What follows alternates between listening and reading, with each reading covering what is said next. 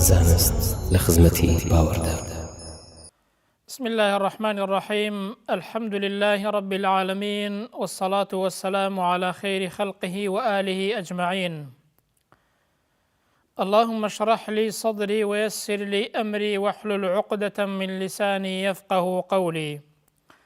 ربنا آتنا في الدنيا حسنة وفي الآخرة حسنة وقنا عذاب النار. ربنا هب لنا من لدنك رحمة وهيئ لنا من أمرنا رشدا. اللهم آمين. عزیزان و خۆشەویستان، سەلام و ڕەحمەت و میهرەبانی خوای پەروەردگارتان لەسەر بێت. خوای پەروەردگار بە ڕەحم و بەزەیی خۆی بمانگێڕێ لە بەندە ڕاستەقینەکانی خۆی. خۆم بە خۆشحاڵ دەزانم کە جارێکی دیکە لە بەرنامەی زانست لە خزمەتی باوەڕدا پێتان دەگەمەوە بۆ باسکردنی بابەتێکی دیکەی زانستی، بەو ئومێدەی کە بابەتی زانستی ئەو جارەشمان جێگەی ڕەزامەندی پەروەردگار بێت و پاشان مایەی بەرچاوڕوونی هەموو لایەکمان بێت و مایەی زیاتر خۆشەویستی دینەکەمان بێت لە دڵ و دەروونماندا. لە بابەتی زانستی ئەو جارەماندا باس لە زەرەر و زیانەکانی حەسوودی دەکەین لە نێوان زانست و شەریعەتدا. یەکەم لە ڕووی قورئان و سنەتەوە ئایا حەسوودی چۆن باس کراوە و دواتریش لە چەند ڕوویەکەوە باس لە زەرەر و زیانەکانی ئەو دەردەکوشندەیە دەکەین. لە پێناسەی حەسوودیدا ئایا مەبەستمان چییە لە حەسوودی و جۆرەکانی حەسوودی چەندن کە زۆر جۆری هەن. دەکرێ بڵێن یەکەم مەبەستمان لە حەسوودی ئەوەیە ئەو ناز و نیعمەتانە و ئەو بەخشانەی کە خوای پەروەردگار داویەتی بە کەسێک ئینسان پێی ناخۆش بێ ئەو ناز و نیعمەتانە ئەو کەسە نەیمێنن، ناز و نیعمەتەکانی لێ بسەندرێنەوە. ئەوە جۆرێکی حەسوودیە. دووهەم جۆری ئەوەیە کە ئینسان ئەگەر بۆ خۆی شتێکی نەبێ پێی خۆش بێ خەڵکیش نەیبێت، وەک دەڵێ کە بۆ من نەبێت ئەمن نەمبێ با ئەتۆش نەبێت. ئینسان ئەگەر بۆ خۆی سیفەتێکی نەبێت یاخود بۆ خۆی بەخششێکی پێنەدرابێت پێی خۆش بێ خەڵکیش نەیبێت، ئەمەش جۆری دووهەمی حەسادەتە. یاخود سێهەم جۆری حەسادەت ئەوەیە کە ئینسان جاری وهەیە زەرەر و زیانێک دەکات، پێی خۆش بێ خەڵکیش هەمان زەرەر بکەن، ئەوەش دیسانەوە جۆرێکە لە حەسادەت. و ئینسانی حەسوود لە ڕاستیدا نەزانە بەرامبەر بە یاساکانی خوای پەروەردگار و ناڕازیە بەرامبەر بە بەخششی خوای پەروەردگار. لەبەرەوە حەسادەت دەردێکی زۆر کوشندەیە. ئینسان پێی خۆش بێ ئەو فەزڵ و بەخششەی ئەو چاکەیەی کە خوای گەورە بە کەسێکی داوە خوای پەروەردگار لێی بسەنێتەوە، یاخود نەیبێت، یاخۆی کە خۆی خاوەنی نەبێت خەڵکیش نەیبێت لەبەرەوەی کە خۆی نیەتی. ئەمانە هەمووی جۆری حەسادەت و زۆر خراپن. جۆرێکی دیکە هەیە کە ئەمەیان خراپ نییە و ئاساییە، ئەویش ئەوەیە کە خوای گەورە ناز و نیعمەتێکی بە کەسێک داوە، ماڵ و سامانێکی پێداوە، عیلم و زانستێکی پێداوە، شتێکی چاکی پێداوە، ئینسان پێی خۆش بێ هەمان ناز و نیعمەتی هەبێت، بەڵام پێی خۆش نەبێ لەو بسەندرێتەوە و ئەو ناز و نیعمەتە ئەو کەسە نەیمێنێت، ئەوەیان ئاساییە. ئەمما ئینسان پێی خۆش بێت ئەو ناز و نیعمەت و چاکەی خوای گەورە بە خەڵکی داوە لێی بسەندرێتەوە و نەیبێت بۆ ئەو بێت، لە ڕاستیدا ئەمە دەردێکی کوشندەیە و لە ڕاستیدا ئەمە لە قورئان و سنەتدا زەمکراوە و نەهی لێکراوە. بۆیە خوای پەروەردگار دەفەرمێت ومن شەر حاسد ئیذا حەسەد، کاتێک کە ئینسان پەنا دەگرێت لە چەند شتێکی زیان بەخش بە خوای پەروەردگار، یەکێک لەوانە ومن شەر حاسد ئیذا حەسەد، و لە شەڕ و خراپەی هەموو ئینسانێکی حەسوود کاتێک کە حەسادەت بەرامبەر بە خەڵک دەنوێنێت. یاخود خوای گەورە دەفەرمێ ئەم یەحسودون الناس على ما آتاهم الله من فضله، یان ئەوەتانەیە حەسادەت بە خەڵک دەبن لەسەر ئەو فەزڵ و چاکە و نیعمەتەی کە خوای گەورە بە خەڵکی داوە. ئەنجا پێغەمبەری صلی الله عليه وسلم لە فەرمایشتی خۆیان نەهی لێ کردووە و دەفەرمێت کە ئەبی هورێرە بۆمان دەگێڕێتەوە، ئیمامی موسلیم ڕیوایەتی کردووە، دەفەرمێ لا تەحاسەدوو، نەهی لە حەسەد دەکا، حەسادەت بە یەکدیکە مەبن و حەسادەتتان بەرامبەر بە یەکدیکە نەبێت.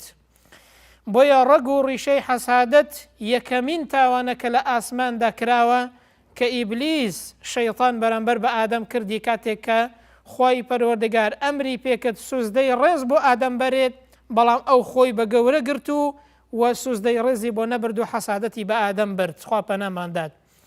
و دووهەمین یەکەمین تاوانیشە کە لەسەر زەویدا کراوە ئەوە بووە کە دووکڕەکەی ئادەم لە کاتێکدا کە یەکێکیان هەرتووکیان قوربانیان کرد بەڵام یەکێکیان لێی وەرگیرە ئەوەی دیکە لێی وەرنەگیرە بۆیە قابیل پەنای بردەبەر ئەوەی کە هابیلی برای بکوژێت لەبەرەوە حەسادەتی بە براکەی برد کە قوربانی ئەو وەرگیرە بەڵام هی ئەویان وەرنەگیرە کەواتە لە ڕاستیدا حەسادەت هەم نەهی لێکراوە و لە ڕاستیدا هەم یەکەمین تاوانیشە کە لە ئاسمان ئەنجام دراوە و هەروەها کە لە زەویشدا ئەنجام دراوە. ئەنجا ئەگەر لە چەند ڕۆیەکەوە باس لە زەرەر و زیانەکانی حەسوودی بکەین لە زۆر ڕۆوە زەرەر و زیانی هەیە بەڵام ئێمە لە چەند ڕۆیەکەوە باسی دەکەین. یەکەم زەرەر و زیانەکانی حەسوودی لە ڕووی دینەوە ئایا دینی ئینسان کەم دەکات و کاریگەری هەیە؟ بەڵێ چونکە پێغەمبەر دەفەرمێ صلی الله عليه وسلم لا يجتمع الإيمان والحسد في قلب عبد. پێغەمبەر دەفەرمێ صلی الله عليه وسلم ئیمان و حەسادەت ئەم دوانە بەیەکەوە لە دڵی ئینساندا کۆنابنەوە واتە ئینسان کە خاوەنی ئیمانێکی ڕاستەقینە بێت لەگەڵ حەسادەتدا لە دڵی ئینساندا کۆنابنەوە. ئینسان کە حەسادەتی لە دڵدا بوو لە ڕاستیدا ئیمانی تەواوی نامێنێ و ئیمانەکەی کەم دەکات. بۆیە لە ڕاستیدا ئینسانی حەسوود چەندان گوناه و تاوان لە دڵ و دەروونی خۆیدا کۆ دەکاتەوە. ناڕازیە بەرامبەر ناز و نیعمەتی خوای پەروەردگار، بەرامبەر بەخششی خوای پەروەردگار کە داویە بە کەسێک، بەرامبەر بە سنەتی خوای پەروەردگار کە ژیان بریتیە لە تاقیکردنەوە. بەڵام ئینسانی حەسوود ناڕازیە بەرامبەر بە سنەتی خوای پەروەردگار و بەرامبەر بە تەقسیم و دابەشی خوای پەروەردگار کە لەوان نێوان ئینسانەکاندا کردوویەتی. بۆیە پێغەمبەر صلی الله عليه وسلم لە فەرمایشتەکانی خۆیدا حەسوودی بە یەکێک لە دەرد و نەخۆشیەکان وەسف کردووە. لە یەکێک لە فەرمایشتەکاندا پێغەمبەر دەفەرمێت دەب ئیلەیکم داء الأمم قبلکم، هەروەکو چۆن نەخۆشیەکە کوشندەکان تووشی ئەوانەی پێش ئێوە بوو دەفەرمێت تووشی ئێوەش دەبێت، لەوانە الحەسەد والبەغضاء، حەسادەت و هەروەها ڕق و قینە. حەسادەت کە پەیوەستە بە دڵ و دەروونەوە و ڕق و قینەش پەیوەستە بە دڵشەوە و هەروەها بە زاهیری ئینسانیشەوە. ئەو دوو سیفەتە دەرد و نەخۆشی زۆر کوشندن و لە ڕاستیدا ئینسانەکان بەرەو هیلاک و کۆمەڵگاش بەرەو ڕق و قینە و هەروەها بەرەو ناڕەحەتی دەبن. کەواتە لە ڕووی دینەوە لە ڕاستیدا حەسادەت زەرەر و زیانی بۆ دینی ئینسان هەیە و پێغەمبەر بە یەکێک لە نەخۆشیەکان وەسفی کردووە کە تووشی ئەوانەی پێش ئێمە بووە و دەفەرمێت تووشی ئێوەش دەبێت دەوێت ئینسانی مسلمان خۆی لێ بپارێزێت. دووهەم زەرەر و زیانەکانی حەسوودی لە ڕووی کۆمەڵایەتیەوە. لە ڕاستیدا لە ڕووی کۆمەڵایەتی و حەسادەت دووبەرەکی و ڕق و قینە لە ناو کۆمەڵگادا دروست دەکات. دووبەرەکی لە ناخی ئینساندا دروست دەکات. هاوڕێیەتی و خزمایەتی و جیرانەتی و برایەتی ناهێڵێت. لەبەرەوەی ئینسان کە حەسادەتی لە دڵدا بوو جاری وهەیە لە ڕاستیدا بەرەو شەڕ و ئاژاوە کۆمەڵگا دەبات و ئینسان بەرەو لێکترازان دەبات و هەروەها مەکانەتی ئینسان دادەبەزێنێ. بەڕێزان تەماشاکەن هەر لەبەر حەسادەت ئیبلیس کە یەکێک بوو لە جینە بەرزەکان لە لای فریشتەکان بۆ عیبادەتی خوای پەروەردگاری دەکرد، بەڵام بەهۆی حەسادەتەوە لەعنەتی لێکرا و فڕێدرا سەرزەوی بەو شێوازەی کە ئێستا دەیبینین. ئەنجا هەر بەهۆی حەسادەتەوە دوو کوڕەکەی ئادەم یەکدیکەیان کوش کە قابیل هابیلی کوش بەهۆی حەسادەتەوە. ئەنجا براکانی یوسف تەماشا دەکەین هەر بەهۆی حەسادەتەوە براکەی خۆیان یوسف خستە ناو بیرەوە لەبەر حەسادەت کە باوکیان پێیان وابوو کە باوکیان ئەمی خۆشتر دەوێت لەوان، لەبەر حەسادەت ئەمانیش ئەو خراپەیان لەگەڵ براکەی خۆیاندا کرد. لەبەر ئەوە لە ڕووی کۆمەڵایەتیەوە حەسادەت دووبەرەکی و ڕق و قینە لە ناو کۆمەڵگادا دروست دەکات. بۆیە دەگەڕنەوە کە دوو کەسی حەسوود جارێکیان بەیەکەوە لە چۆلەوانیەک بەڕێکەدا دەڕۆیشتن. هەر لەبەر خۆیانەوە یەکێکیان گوتی جا بۆچی خۆزگە و ئاواتێک نەڵێن بەڕێگاوە بەسک و ڕێگاشمان لێ ببڕێ و چەند قسەیەکیش بکەین با خۆزگە و ئاوات بخوازین بزانین خۆزگە و ئاوات بەچی دەخوازین و پێمان خۆشە چیمان هەبێت. یەکێک لەو دوو کەسانە کە دیارە هەرتووکیان حەسادەتیان لە دڵدا بووە خوا پەنامانداد گوتی وەڵا من پێم خۆشە یەک مێگەلی مەڕم هەبێت کە ئەوەندە زۆر بێت وەکو دەڵێ سەر و بنی دیار نەبێت. ئەوەی دیکەشیان گوتی ئەدی ئەتۆ هیوایەتت چییە؟ گوتی وەڵام من هیوایەتم ئەوەیە کە یەک ڕانە یاخود یەک مێگەلە گورگم هەبێت. ئەوەی دیکەیان گوتی جا گورگت بۆ چییە؟ گوتی وەڵا بۆ ئەوەمە کاتێک کە تۆ مێگەلە مەڕەکەت پەیدا بوو یەکسەر گورگەکان بکەم بە ناو مێگەلە مەڕەکەتدا و هەر هەمویان بخۆن و هیچیان نێڵنەوە. بۆیە ئەم دوو کەسە حەسوودە لەم چۆلوانیە کە تەنها ئەو دوو کەسە بوون، بەڵام هەرتووکیان بە شەڕ هاتن لێیان بوو بە کێشە و بە ئاژاوە و دووبەرەکیان لە نێواندا پەیدا بوو. کەواتە لە ڕووی کۆمەڵایەتیەوە ئەم دەردە کوشندەیە دەبێتە هۆی دووبەرەکی و هەروەها خراپە و ئاژاوە لە ناو کۆمەڵگادا. ئەنجا سێهەمینیان زەرەر و زیانەکانی حەسوودی لە ڕووی خوڕەوشتەوە. ئایا خوڕەوشتی ئینسان تێک دەدات؟ بەڵێ بەتەئکید خەشم و قین لە ناو کۆمەڵگادا دروست دەکات. خوڕەوشتی ئینسان تێک دەدات. بۆچی؟ ئینسان کە لە ناو دڵیدا خراپە هەبوو لە ڕاستیدا خوڕەوشتیشی بەهۆی دڵەوە تێک دەچێت. بەهۆی ئەوەی کە لە دڵیدایە کە خراپە بێت خوڕەوشتیشی لە زاهیردا تێک دەدات. ئەنجا چوارەمینیان زەرەر و زیانەکانی حەسوودی لە ڕووی نەفسیەوە. ئایا لە ڕووی دەرونیەوە ئینسان چ زەرەر و زیانێک لەو دەردەکوشندە و بەهۆی ئەو دەردەکوشندەیەوە دەکات؟ دکتۆرەکان پێمان دەڵێن کە زۆربەی ئەو نەخۆشیانەی کە لە دڵی ئینساندا دروست دەبن بەهۆی حەسادەتەوە دروست دەبن. بۆچی؟ چونکە هەر خراپەیەک لە دڵی ئینساندا لە ڕاستیدا نوکتەیەکی ڕۆژ لە دڵی ئینساندا دروست دەکات، یەکێکیش لە دەردەکوشندەکان لەو دەردانە و لەو دەرگایانەی کە شەیطان لێەوە دەچێتە ناو دڵ و دەرونی ئینسان بریتیە لە حەسادەت. بۆیە دکتۆرەکان پێمان دەڵێن حەسادەت دڵی ئینسان وێران دەکات و زۆر نەخۆشی بەهۆی حەسادەتەوە لە دڵ و دەرونی ئینساندا پەیدا دەبن. بۆیە لە ڕاستیدا ئینسانی حەسوود هەمیشە لە خەم و پەژارەدایە. خەڵک پێشبڕکێ دەکەن لە کاری چاکەدا، لە ماڵ و ساماندا، لە هەر شتێکی دیکەی دنیای و قیامەتیدا خەڵک سەرگەرمی پێشبڕکەیە. بەڵام ئینسانی حەسوود سەرگەرمی حەسادەتە بە خەڵک و سەرگەرمی خەم و پەژارەیە و هەمیشە داڵغەی بە ماڵ و سامانی خەڵک و بەخششی خوای پەروەردگار لێداوە کە خوای پەروەردگار بەخشیویەتی بە کەسێک بەڵام نەیداوە بە کەسێکی دیکە. کەواتە لە ڕاستیدا لە ڕووی دەرونیشەوە حەسادەت دەردێکی کوشندەیە و دەرونی ئینسان تووشی نەخۆشی دەکات. کاتێکیش کە ئینسان دەرونی نەخۆش بوو هەموو نەخۆشیەکان سەرچاوە لەوەوە دەگرن کە دڵ و دەرونی ئینسان تووشی نەخۆشی دەبێت. ئەنجا دوای ئەوەی باسمان کرد کە لە هەموو ڕوویەکەوە حەسادەت زەرەر و زیانی بۆ ئینسان هەیە، ئێستا ئایا چارەسەر چییە؟ ئایا چارەسەری هەیە؟ بەڵێ بە ئیزنی خوای پەروەردگار بۆ ئەوەی ئینسان خۆی بپارێزێت. بۆ ئەوەی ئینسان خۆی بپارێزێت لەو دەردەکوشندەیە دەکرێت ئەم چەند خاڵەیە ڕەچاوکات. یەکەمینیان ئینسان شوێن فەرمانەکانی خوای پەروەردگار بکەوێت، بیر لە فەرمانەکانی خوای پەروەردگار بکاتەوە، شوێنی ئەمرەکانی بکەوێت و لە نەهیەکانی دوور کەوێتەوە، ئینسان پارێزراو دەبێت لە هەموو شەڕ و خراپەیەک. دووهەمینیان کە زۆر گرنگە ئینسان ڕازی بێت بەرامبەر بە قەزا و قەدەری خوای پەروەردگار، ڕازی بێت بە بەخششی خوای پەروەردگار، بە تەقسیمات و بەشی خوای پەروەردگار. بۆیە خوای گەورە دەفەرمێ نحن قسمنا بينهم معيشتهم في الحياة الدنيا ورفعنا بعضهم فوق بعض درجات. خوای پەروەردگار دەفەرمێ ئێمە لە نێوان ئینسانەکان و مەخلوقاتدا ژیانمان دابەش کردووە و ناز و نیعمەتەکانمان دابەش کردووە و دەرەجە و پلەپایی هەندێکمان بەسەر هەندێکاندا بەرز کردێتەوە. بۆچی بەڕێزان؟ چونکە ژیانی دنیا بریتیە لە تاقیکردنەوە. دەی تاقیکردنەوەش دەبێ بەرزی و نزمی تێدا بێت، دەبێ هەندێک کەس زۆر شتی پێدرابێ و هەندێک کەس پێی نەدرابێت.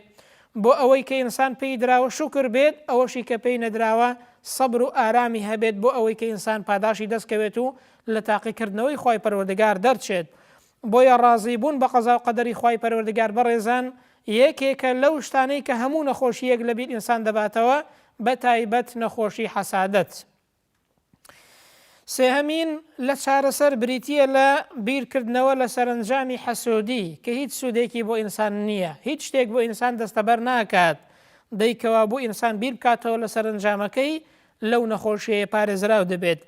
و چوارەمینیان ئینسان دڵ و دەروون و ئارەزووی بگۆڕێت بەرەو ڕەزامەندی پەروەردگار، بەرەو ئەو شتەیە کە سوود بە ئینسان دەگەێنێت و دوورکەوتنەوە لەو شتەیە کە زیان لە ئینسان دەدات. بۆیە پێغەمبەر دەفەرمێ صلی الله عليه وسلم احرص على ما ينفعك سوور بە لەسەر ئەو شتەی کە سوودت پێدەگەێنێ لە بەرامبەریش داواتە دوور بە لەو شتانەی کە سوودی دنیا قیامەتیان نییە. بۆیە ئینسان کە بیر بکاتەوە و ئارزووی خۆی بگۆڕێت بەرەو ڕەزامەندی پەروەردگار ڕوو لە پەروەردگار کات، ئەمە وای لێ دەکات کە لەو دەرد و نەخۆشیە ئینسان پارێزراو بێت. ئەنجا لە کۆتاییدا باس لەوە بکەین ئینسان چۆن پارێزراو دەبێت لە شەڕ و خراپەی ئینسانی حەسوود. لە حەسادەت ئینسان بەچی پارێزراو دەبێت؟ دوای ئەوەی بە ئیزنی خۆی پەروەردگار کە ئینسان ئەو هۆکارانە ڕەچاو بکات لە شەڕ و خراپەی ئینسانی حەسوود پارێزراو دەبێت. یەکەم بەوەی کە ئینسان پەنا بگرێت بە خۆی پەروەردگار لە شەڕ و خراپەی هەموو ئینسانێکی حەسوود. بۆیە خۆی گەورە دەفەرمێ ومن شەر حاسد ئیذا حەسەد. ئینسان خۆی پەنا دەدات لە چی؟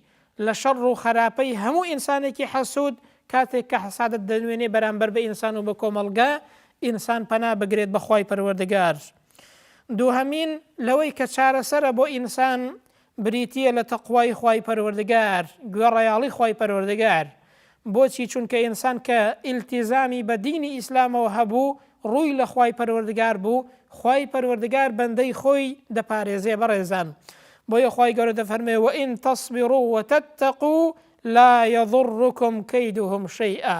ئەگەر ئێوە بە مەرجێک دوو سیفەتتان تێدا بێت، یەکەم سەبر و ئارامتان هەبێت و هەروەها دووهەمینیش تەقوادار بن، خۆی پەروەردگار دەفەرمێت فێڵ و پیلانی کەسانی خراپ و دوژمنانتان زیانتان لێ نادات. ئەنجا سێهەم بۆ ئەوەی ئینسان لەو دەردەیە لە حەسوودی پارێزراو بێت بریتیە لەوە کە تەوەکولی لەسەر پەروەردگار هەبێت بە معنە فراوانەکەی، بەو معنایی کە ئینسان پشت بە خۆی پەروەردگار ببەستێت و هۆکارەکان جێبەجێ بکات و متمانەی بە خۆی پەروەردگار هەبێت، پێی وابێ کە تەنها خۆی پەروەردگارە سوود دەبەخشێ و زیانیش دەدات.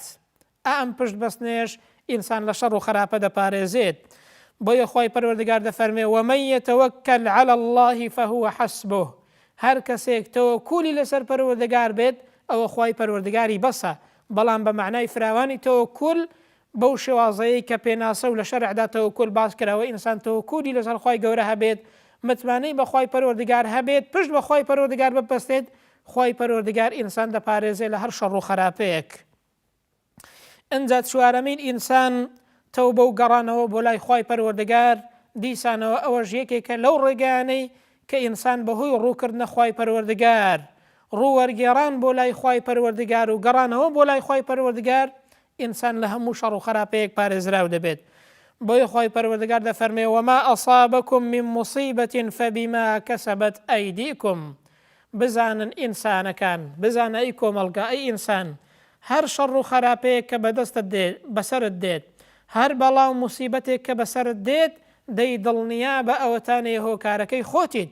فبما كسبت أيديكم ئەوەیە کە خۆتان هۆکاری ئەو شەڕ و خراپەیەن کە بەسەرتان دێت، ئەو بەڵاو موسیبەتەی بەسەرتان دێت بەهۆی کردەوەکانی خۆتانە. کەواتە ئینسان کە ڕووی کردە خۆی پەروەردگار تەوبەی کرد، ئەوەش یەکێکە لەو ڕێگانەی کە ئینسان پارێزراو دەبێت. و هەروەها پێنجەمیان بریتیە لە چاکەکردن و ئیحسان، سەدەقە و خێر دەفعی زۆر بەڵاو موسیبەت لەسەر ئینسان دەکات. و شەشەمین و کۆتاهەمینیش لە چارەسەری ئەوە کە ئینسان پارێزراو بێت لە شەڕ و خراپەی حەسوودی و ئینسانی حەسوود بریتیە لە بیرکردنەوە کە تەنها خۆی پەروەردگار زەرەر و قازانجی بەدەستە. بیر لەوە بکەیەوە ئەوەی کە زەرەر و قازانج دەگەیەنێت، ئەوەی کە زیان لە ئینسان دەدا و قازانجی پێدەگەیەنێت تەنها خۆی پەروەردگارە. بۆیە دەفەرمێ وئین یەمسەسکە الله بضر فلا کاشف له إلا هو. ئەگەر خۆی پەروەردگار زیانێک لە ئینسان دات، ئەگەر خۆی گەورە ئینسانێک بگرێ بەهۆی ئەوەی کە عملەکەی وا دەکا کە ئەو شەڕ و خراپەیە بەسەر بێت، خۆی پەروەردگار دەفەرمێ هیچ کەسێک نییە لەسەرتان لا بدات تەنها پەروەردگار نەبێت. ئەنجا وئین یوریدک بخەیر فلا راد لفضله. ئەگەریش کەسێک خۆی پەروەردگار فەزڵ و چاکەی لەگەڵدا بکات، چاکەیەکی بە قسمەت کات، دەی ئەوە هیچ کەسێک نییە ڕێگە بگرێ لەو فەزڵ و چاکەیە کە خۆی گەورە دەیدا بە هەر کەسێک. کەواتە ئینسان دەتوانێت بەو ڕێگەیانە پارێزراو بێت لە شەڕ و خراپەی ئینسانی حەسوود و لە حەسادەت ئینسان پارێزراو بێت. دەی بەڕێزان دەرەنجامی کۆتایی ئەم بابەتەش ئەوەمان پێ دەڵێت خوای پەروەردگار ئەمری بە هەر شتێک کردووە بۆ بەرژەوەندی دنیا و قیامەتی ئێمەیە و نەهی لە هەر شتێک کردەبێ خوا و پێغەمبەر ئیلا زیانی بۆ خۆمان و بۆ کۆمەڵگا هەیە، زیانی بۆ دنیا هەیە، زیانی بۆ جەستە و دەروونمان هەیە و دیسانەوە بۆ قیامەتیش زەرەر و زیانی هەیە. کەواتە بەڵێ خوای پەروەردگار ئەلحەکیمە هەموو کارەکانی لە شوێنی خۆیدان، ئەوەی کە ئەمرمان پێ دەکات لە بەرژەوەندی خۆماندایە و ئەوەی کە نەهیشمان لێ دەکات دیسانەوە هەر لە بەرژەوەندی دنیا قیامەتماندایە. کەواتە دین بەر لەوەی کە بۆ قیامەت بێت بەڕێزان بۆ دنیاە. ئینسان کە دەست بە دینەوە بگرێت لە ڕاستیدا لە دنیادا بە سەلامەت و ژیانێکی سەلامەت و ئەمن و ئەمانەت دەژێت، بە بەختەوەری دەژێت و لە قیامەتیشدا ئەو کەسەیە لە ڕاستیدا سەرفراز دەبێت. کەواتە لە ڕاستیدا ئینسان کە بیر بکاتەوە بە شێوازێکی واقعیانە و زانستیانە بڕوانێتە دین، دەبێت تەسلیمی فەرمانی خوای پەروەردگار بێت و دەبێت ئەو دینەمان زۆر بە گەورە بێتە بەرچاو و بە شیرینی بیبینی لە دڵ و دەروونماندا و لە ڕاستیدا چاکتر پێیەوە پابند بین، چونکە پابندیمان بە دین لە بەرژەوەندی دنیا قیامەتماندایە. ئومێدمان وایە کە بابەتی زانستی ئەو جارەشمان ببێتە مایەی زیاتر خۆشەویستی دینەکەمان و خۆشەویستی پەروەردگار و دینەکەمان زیاتر لە دڵ و دەروونماندا چەسپاوتر بێت و ببێتە مایەی ئەوەی کە زیاتر دەستی پێوە بگرین بۆ ئەوەی کە لە دنیادا پێی بەختەوەر بین و لە قیامەتیشدا پێی سەرفراز بین. وصلى الله على سيدنا محمد وعلى آله وصحبه أجمعين والسلام عليكم ورحمة الله وبركاته.